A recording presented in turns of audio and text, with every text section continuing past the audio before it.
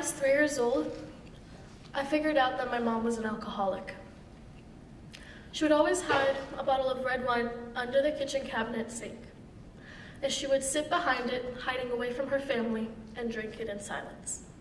The only evidence that was ever left behind of this was the little red lines that the wine left behind on her lips. She would religiously insist and tell us that it was just coffee and nothing to worry about. But even at the age of 3, I knew that coffee wasn't red. When she was drunk, she was a very angry drunk, and she took it out on the people around her. When she passed away, I harbored a lot of anxiety and a lot of anger for her. I was very anxious around people, especially women who drank. Whether it be my older sister, whether it be my grandmother, or whether it be family friends. I was terrified, and that was no way for a child to live. Did you know that 4% of young children under the ages of 18 experience similar trauma as me? The only difference is theirs accelerated into PTSD.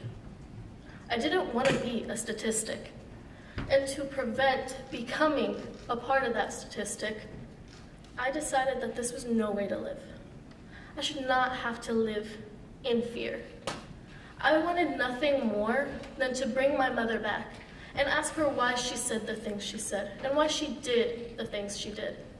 But that didn't solve anything. That wouldn't change anything. I had to get past this.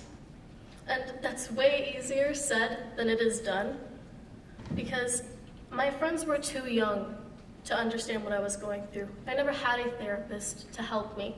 And my father, he was dealing with the loss of his wife, mourning her loss, while dealing and balancing with becoming a newly single father.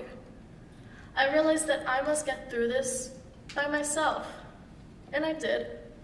And honestly, it was hard, but in the end, I did it for myself. And in hindsight, I did it for my mother too, because although she passed away and she never got to go to her AA meetings, one of the steps in the 12 amendments is to ask for forgiveness for those that you did wrong.